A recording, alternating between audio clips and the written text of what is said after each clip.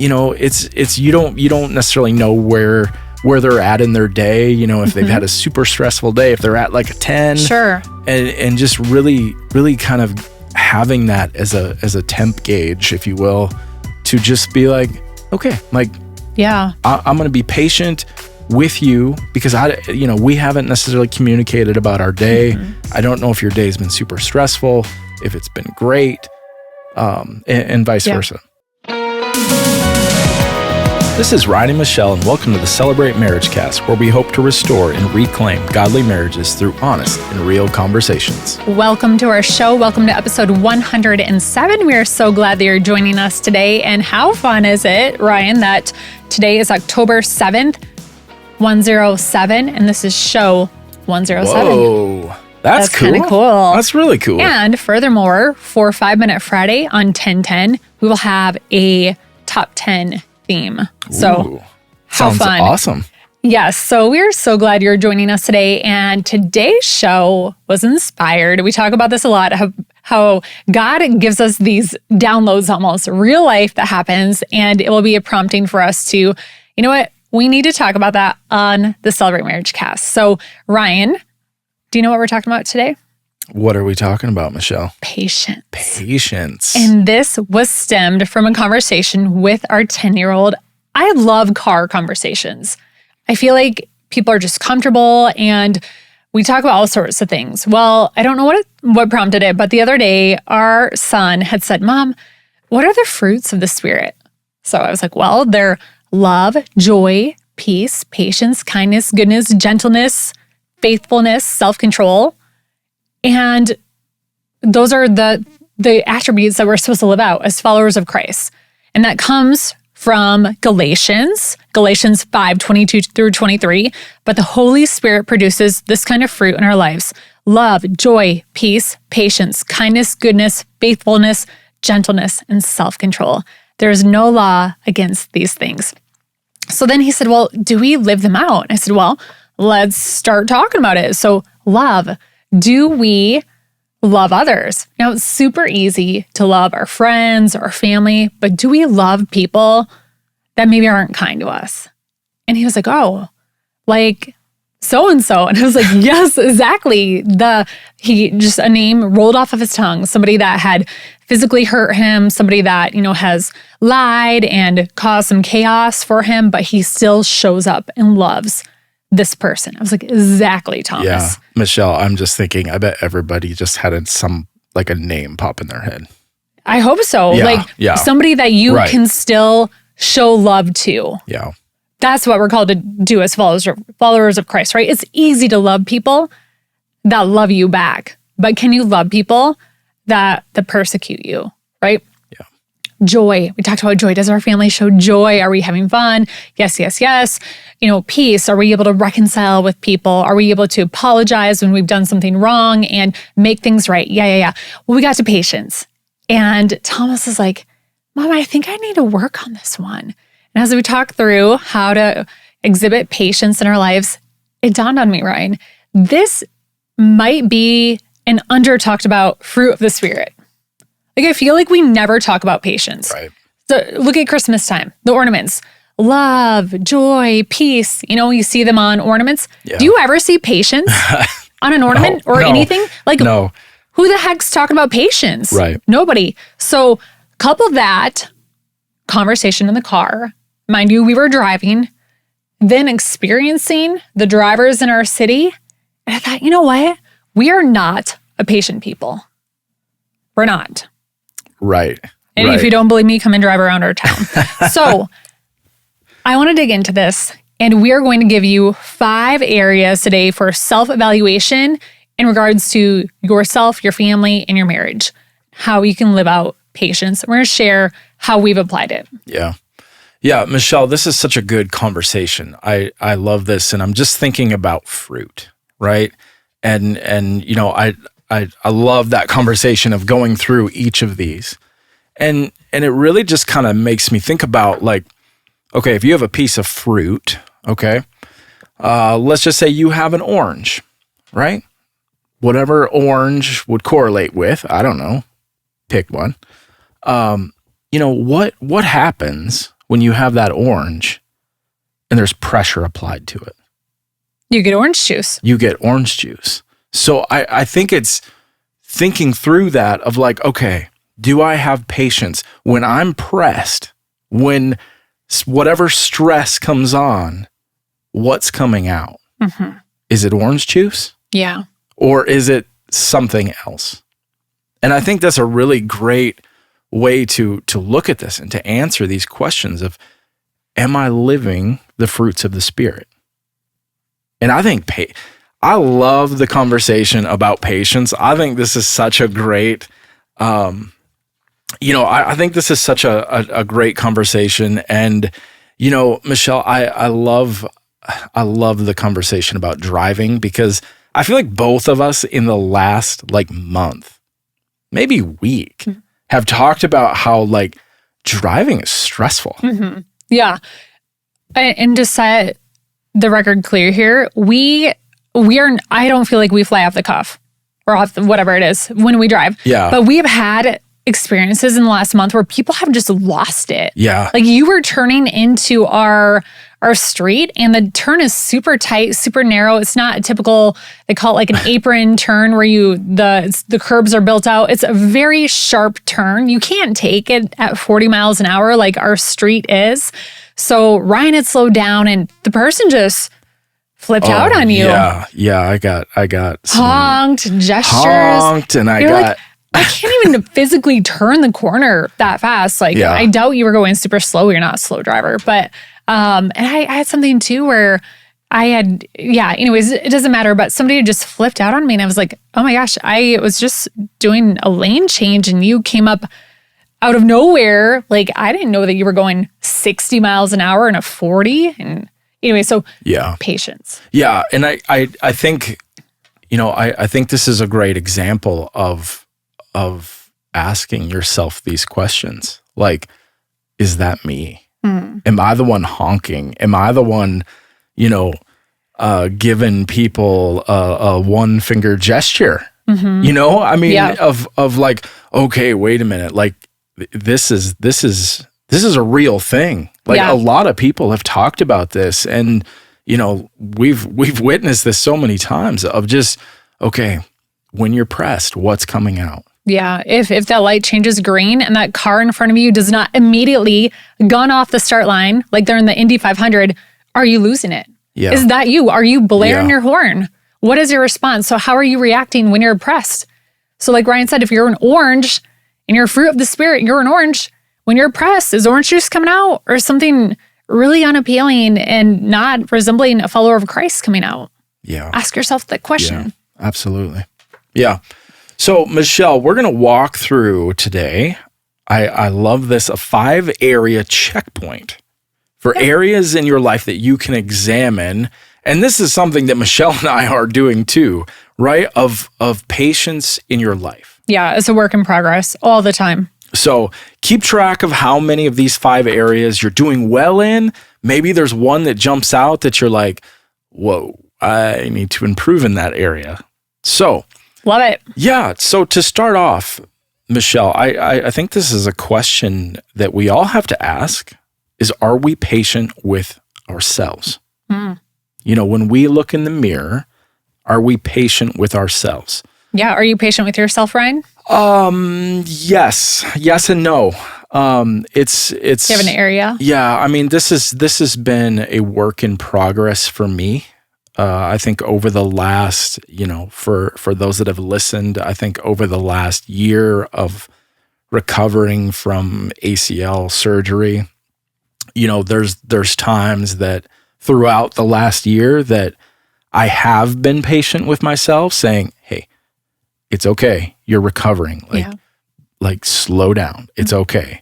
But then there's also times that it's been maddening and I've been so mad at myself for not being further along, And so when I say yes and no, I mean, I think for me, this is the hardest one. Yeah. Because I think I can be very hard on myself. Sure. Whereas you're maybe more forgiving or patient with others, you have a different expectation for yourself. Absolutely. Yeah. And so I think this is a tough one for me. And so, as I've battled these injuries, like having that of being patient with myself, patient with my body, with healing. It's been a challenge. There's a scripture, Michelle, Isaiah 40, 29 through 31. Isaiah, yay! We have been reading the book of Isaiah for 57 weeks. Yeah. I'm no, done. Not really. I'm not done long, with it. But I just finished it too. But it was a journey. Yeah. But there were a lot of good verses from it. Yeah. So we picked one out today from Isaiah. Yeah. So Isaiah 40, 29 through 31 says, He gives strength to the weary and increases the power of the weak. Even youths grow tired and weary, and young men stumble and fall. But those who hope in the Lord will renew their strength. They will soar on wings like eagles. They will run and not grow weary. They will walk and not be faint. I like the words hope and renew. Hope implies waiting. You're waiting on that. Yeah. That's your hope, right? And Ryan, I also like that there's a lot of references to running in there and strength, which, is your gray area, right? Yeah.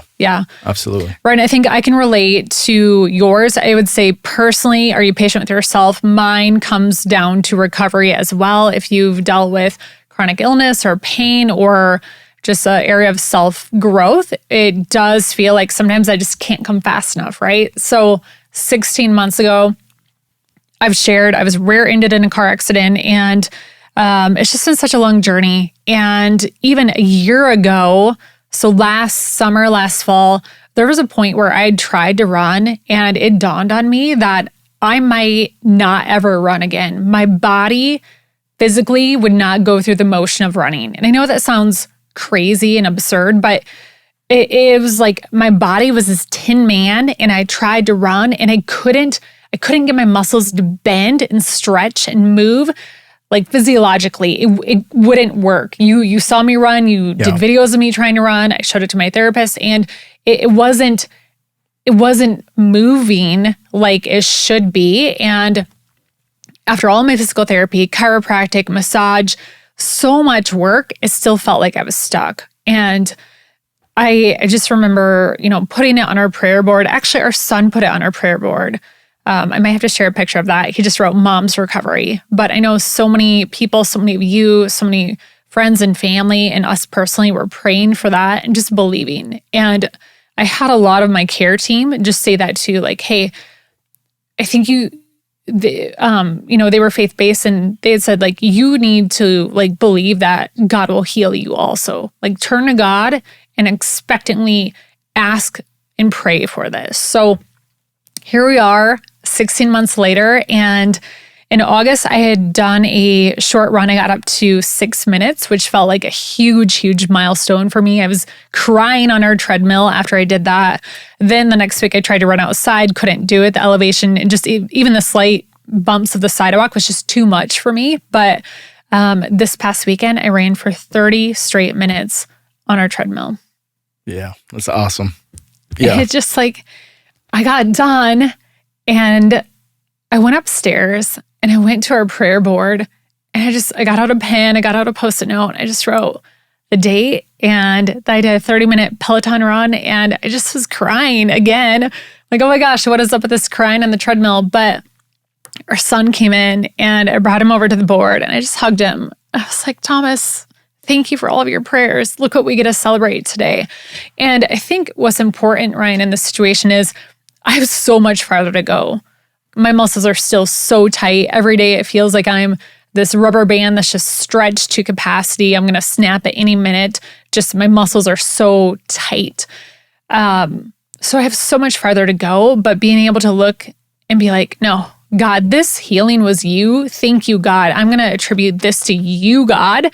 And I'm going to give you the praise and glory. So having patience, and then also recognizing the blessings of God and being able to just acknowledge that and give him thanks. So documenting those little wins along the way has been helpful.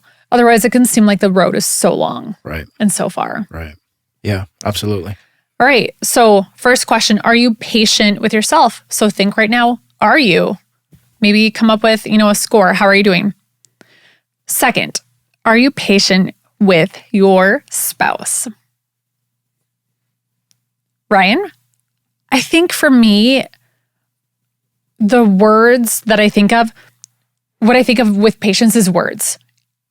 That's my biggest area continually is being patient so that I can respond, not react to you. And I feel like the longer we've been married, the better I've gotten at this. And I feel like we're in a really good spot where we are patient with one another. We don't say the first thing that comes to our mind. It's just some of that maybe is maturing in age, maturing in our relationship, maturing in our walk with the Lord. But I do feel like I'm pretty patient with you, slow to anger. Yeah. Michelle, I think of, there's one interaction that I think is really critical. And I think this area is really important. And I think it's when you come back together at night. Sure. Or, like after work or whatever. You both finish work. And it's that first like reuniting, if you will. I think this is a really important moment. Are you saying this because today when you came home, I was still working on the show and you're like, you didn't say hi to me. And I said hi to you right now. And then I gave you a kiss. Yeah. I mean, that's what I'm thinking. But but I think also in the aspect of like, we haven't really like communicated today. And so like if we texted. Yeah. Had some emails. But if there's like, if your spouse has had a really hard day and you don't know or, whatever, vice versa, Sure. you know what I mean? And you come home, like, I think of that as a really key moment of patience. Okay. Of letting your spouse talk, of, being slow to jump into household chores or whatever. Jump into whatever it is. Sure. And I just, it's the first thing that popped in my head as we're talking about patience with your spouse. It's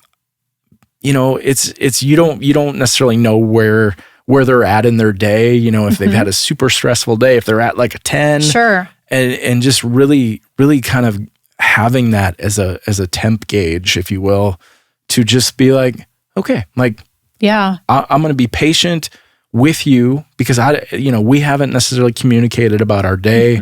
I don't know if your day's been super stressful, if it's been great, and vice versa. Ryan, that's so wise. I actually thought you were going to say same as me because you're really good at being patient with your words, but I love that new take on it and just that's a great tip to check the temperature. Yeah. How are things? Yeah. Connect first. Yeah. So good. Absolutely. So, okay. So are you being patient with yourself? Are you being patient with your spouse? Number 3. This is a great one. Are you patient with your children, with your kids?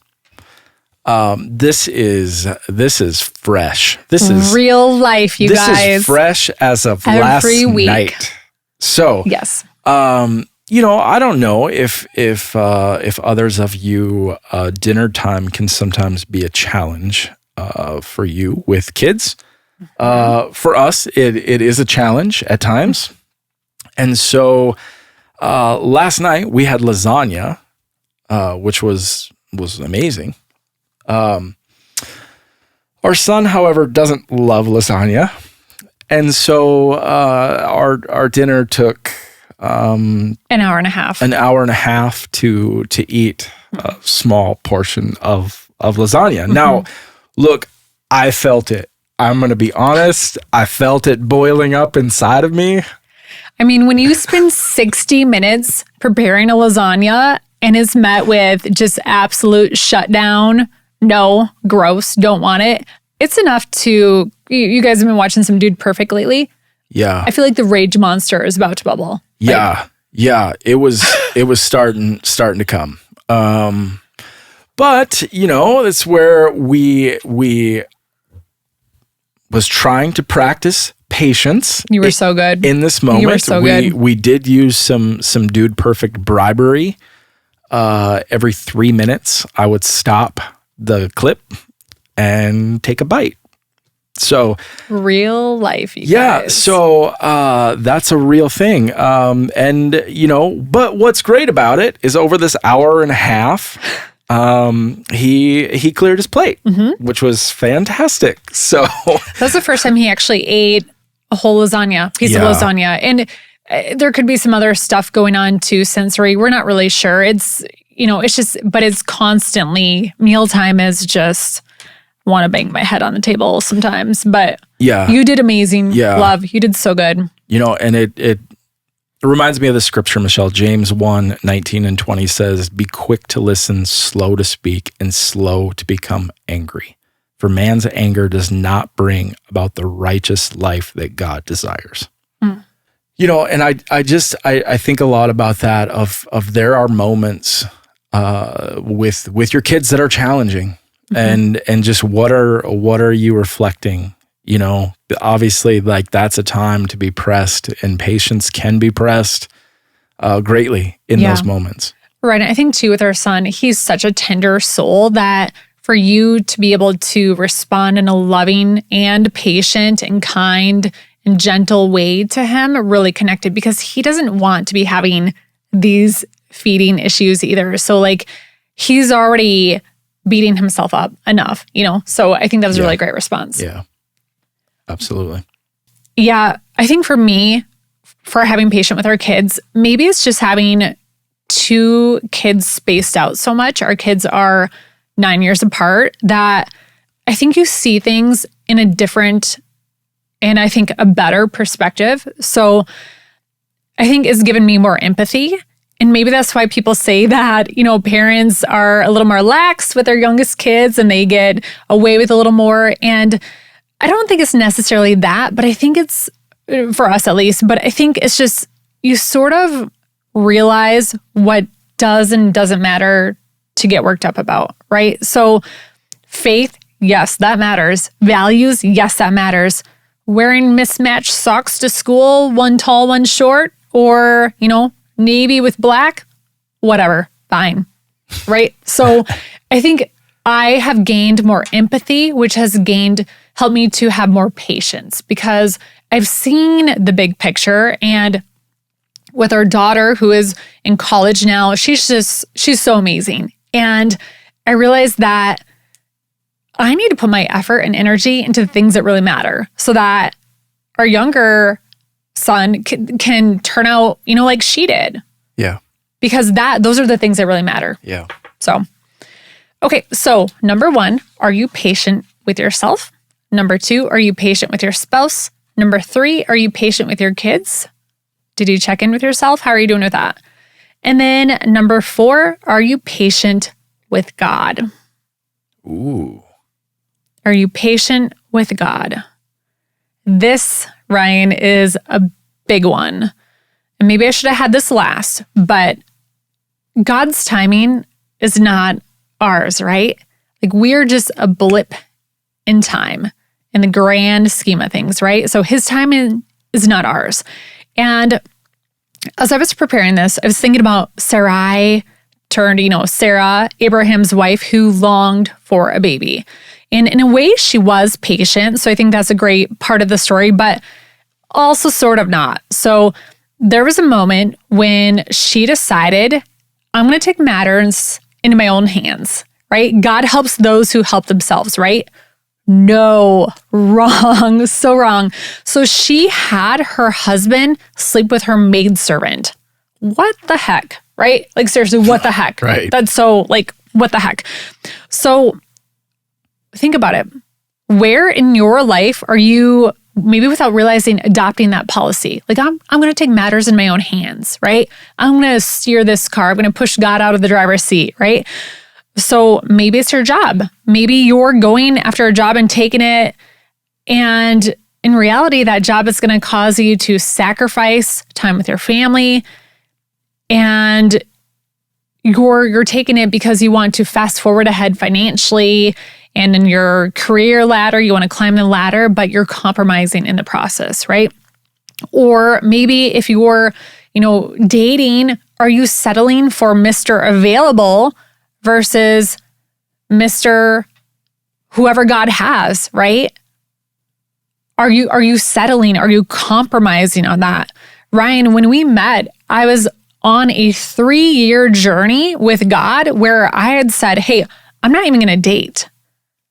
I was making God my priority. I was going to church by myself. And when we met, I was a very persistent friend that just would not get off our backs. So thank you, Heather. But she was like, you just have to meet this guy. So perfect. I'm like, no, I'm not interested. Leave me alone. That went on for a year. And then she wore me down. I was like, fine, I'll go meet him. But we had our date. And after the awkward picnic, we had an actual formal date. And I told you, look, I've done this my way before. It does not work. My next relationship, I have to have on a foundation of Jesus Christ. All other ground is sinking sand. So I was patient with God, and I feel like He blessed that situation. I was patient in waiting because I had seen, hey, when I take it into my own hands, it's not working so great. But when I was patient and seeking God and growing in my relationship with Him and growing myself in faith, that's when everything happened and everything changed. Yeah. I want to read one scripture quick here. Yeah. Psalm 135. This is from the NIV. I wait for the Lord, my soul waits, and in His word I put my hope. I wait for the Lord, my soul waits, and in His word I put my hope. Yeah, that's such a good scripture, Michelle. I mean, I think of so often, like, we want to hit fast forward, right? We want to, like, okay, this is difficult. I want to zoom ahead to what, to the other side of this, and I think it's understanding that it's in that time that God is doing the work in you. Ooh. And so, like, patience is the key to that. It stinks. It stinks to be there. It stinks to be going through whatever it is. But God is with you in it. And He's molding you. He's shaping you for something greater. So good. And, so I just, thinking about this, like maybe we need to reflect here and ask ourselves, when has God been patient with you? Right? How does practicing patience increase your trust in God? And then lastly, how can your impatience cause you to miss God's larger plan? Those are important questions. I mean, I think of this. This is like, I feel like this is the story of my life of God being patient with me, saying, Ryan, I am going to do a work in you. It's going to take 45 years. I mean, it's being patient with God, knowing that He is doing a work. Yeah, He's been patient with us. He's been so patient with us, and the times that we've fallen away and those things to bring us to this point. And I think that's so important to understand that on the flip side, God is so patient with us. Yeah, that's a good word, Ryan. Okay, so we're here. Number 5. The final one. Okay, so Michelle, can you recap real quick? Yeah, you're going to be patient with yourself. You're going to be patient with your spouse. Ask yourself, are you patient with your kids? And then, are you patient with God? And that leads us to our 5th checkpoint today. 5th checkpoint, Michelle, are you patient with others? This is so good. And this, I think that's why I saved this for the end. Yeah, I feel like this is where we need the most work, right? It's so good. I mean, obviously, like we shared the driving example of that's, clearly one I think that is very important. I mean, I think a lot of it, through work, are you patient with coworkers? Are you patient with the people that that you encounter. The best example of this is really that I've found are airports. Okay. Because listen, like that's a high stress moment. Mm-hmm. And I think it's having a perspective of like, okay, we're late, we're late getting, taking off because like they want to make sure the plane is safe. Sure. Yeah. Like, yeah. It's a legit reason. It's understanding and being patient with other people. That is one place that I can tell you that will test it. Yeah. And that's a true, like, if you're getting squeezed, go to an airport. Maybe as much as driving, right? Maybe. Like, yeah, Right. That's good. Right. Yeah. I think that's, are you being patient with others? Yeah. Right. I think for this one, I'm going to go back to the driving. You guys, and maybe it's just because it's so bothersome to me. People, we need to chill out, okay? I know that we talked about this a week or two ago because I've started to become more aware of how bad it is in our city, but I will tell you this. I hardly ever honk, like almost never. I cannot remember the last time I blared my horn. Can you believe that? Like I cannot remember. It's a true statement. I cannot remember the last time I blared my horn. I think I recall one time, maybe in the last year or so, where I did a little beep, beep, like a courtesy, like, hey buddy, like get going. But sometimes, hey, I'll tell you an alternative way to approach a situation. This is super fun, in my opinion. Here's what I do. I mean, because it's not like people aren't bad drivers around me. I just chill out about it, okay? Because also, you need to know this. When you exhibit road rage, you are putting your body in a fight or flight moment, and it is literally pumping the stress hormone through your body. You can't just recover from that like that. It takes a while, and then it's going to impact the rest of your day. So, anyway, I have this Garmin watch now, so I'm more aware of my body battery, so I'm paying attention. Yeah. And something like that would just drain my body battery, so I'm not going to do it. So, sometimes here's what I do. I'll sit there and I'll wait for the person ahead of me to figure things out. So this is kind of just a little, I don't know, patience exercise, I guess, but I find it a little bit amusing. So one time I sat at a light for maybe a good minute. And when that person finally realized that, oh my gosh, the cars in the other lane are like 2 blocks ahead, I saw them, they looked back and they started driving. And here's what I tell you. I think in their mind, they probably were like, oh my gosh, thank you. Like first, I'm an idiot. I can't believe I did that. But then they're thinking this, oh my gosh, they didn't honk. Oh, thank you. Imagine the grace they're feeling in that moment for not being, shamed and blared and honked at and yelled at and profanities and gestures. Think of the grace that they are experiencing in that moment from your little act of kindness, your act of patience. Right?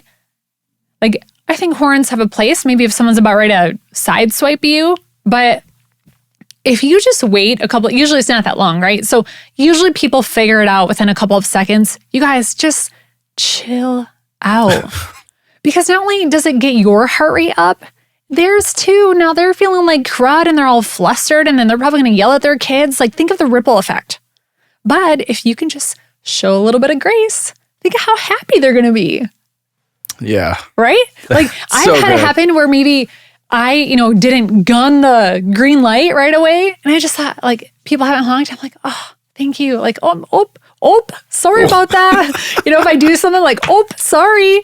But it just like, it feels like such grace when they don't honk at you, right? Because everyone's so mad and ramped up. So anyways, and the reason I keep talking about this is truly I have seen more road rage around town lately, but when I was doing a lot of essential oils, we would do these different, 2-week trial type things, and people could opt in for a study. And one of our most popular ones was stress and anxiety. No surprise there, right?